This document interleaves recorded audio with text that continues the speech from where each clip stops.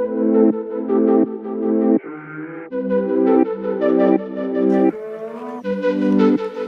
guys, Brennan here with True Fly Supply, back at you with another Fly Fishing 101 video, and today we're going to talk about how to cast a fly rod. Now I'm not going to go into some of the more advanced techniques like, double hauling, and we're certainly not going to be able to cast like Brad Pitt when we're done with this, but what this video is aimed for is to get you on the water, casting, catching fish right out of the gate.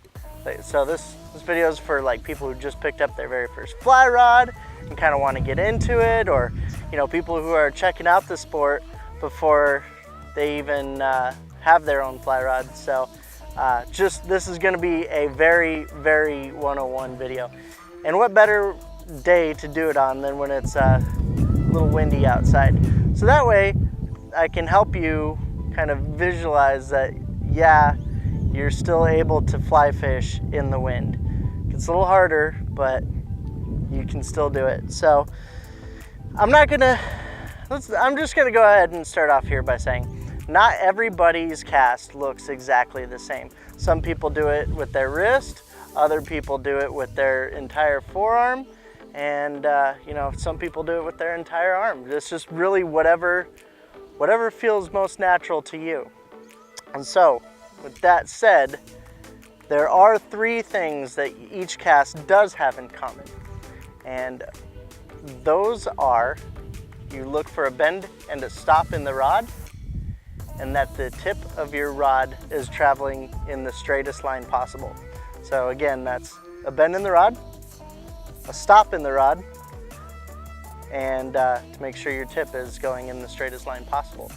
So what I mean by that is in each cast, let me go ahead and get my line off of here.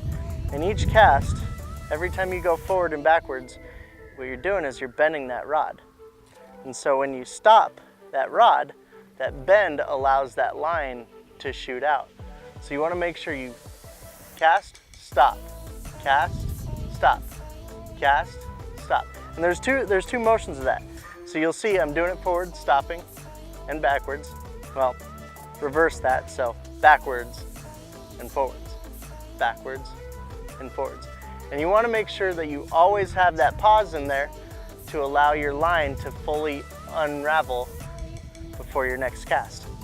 So that's the basics to regular fly casting, but lo and behold, you don't even need to do this in order to get on the water. So this is definitely something you can practice and it'll up your game quite a bit, but it's not mandatory. So that's kind of I feel like a misconception for most people wanting to get into the sport, is that, they have to be able to throw these laser tight loops in order to fish for the fish on the other side of the river. When in fact, most of the fish that you're catching on the river are within the first 10 feet of your rod. So like I've literally picked up fish. I've picked up big steelhead in like 6 inches of water, just a little bit down there. So I'm going to go over a few of those casts in order to kind of help you just, like I said, get out on the water. So the first cast that you're going to want to learn is a roll cast. And it's pretty simple. What you're going to do is you're going to bring your rod, you're going to bring your tip straight up. And you're going to let this loop kind of form behind you. It's called a D-loop. And so once you have that D-loop formed, you can just roll it out. And it's as simple as that. Your line just shot out within, fish catching zone. And if you do that properly, let me just get a little bit in the water here. The best part about it is you can be right up against some trees with this cast. You don't need to be somewhere where you can have this giant back cast. It's like right here, boom, catching fish. Bring it in, pause, wait for that D to form, and you're catching fish. So that's as simple as that. And the best part about it too is somebody talks to you, or you get distracted by something, or you're waiting for the wind to die down, you can hold this right here, just like this, all day long. And as soon as you're ready to, throw your line out on the water, boom, there it is. And you're catching fish. In a lot of western rivers, you'll see this cast more so than anything else. So let's look at another different way to cast too, similar to the rule cast that I just showed you, but it's a little bit more different. So what you want to do is you want to wait for the river. I'm just going to go ahead and I'm throwing the line out here because this river's not moving so fast.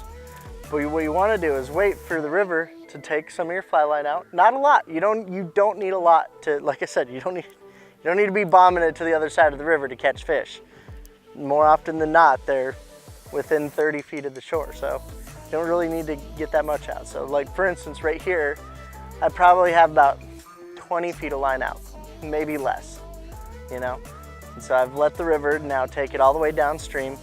And in one quick motion, you don't want to like snap it, just do it fluid. So you just want to water load your line and it'll fly over there. One of the things to think about while you're doing this particular cast though, is if you've got heavy nymphs on, they'll drag through the water and it makes it a little bit harder. And that's why you want to be consistent with your lift up and fling. So what that's doing is it's bringing those nymphs higher in the water so they can leave the water a whole lot easier than if you just tried to force it. See, even forcing it without any flies on it kind of fell apart there at the end. So again, just lift up slowly, launch it. And that's all you really need to do to catch fish. I mean, all day long. I can fish an entire day with just this amount of line out and doing this same cast right here over and over. I didn't even learn how to cast a fly rod for my first entire year of fly fishing. Eventually I did because it was something that I wanted to add to my skill set. So anyways, thank you for checking out this casting video. I'm actually going to be posting more on some more advanced techniques on, you know, how to double haul or how to snap tee and spay cast if that's something you want to do later on. So keep an eye out for those, and if you want to stay up to date with more Fly Fishing 101 videos, go ahead and subscribe to our YouTube channel or check us out at trueflysupply.com. Thank you, and tight lines.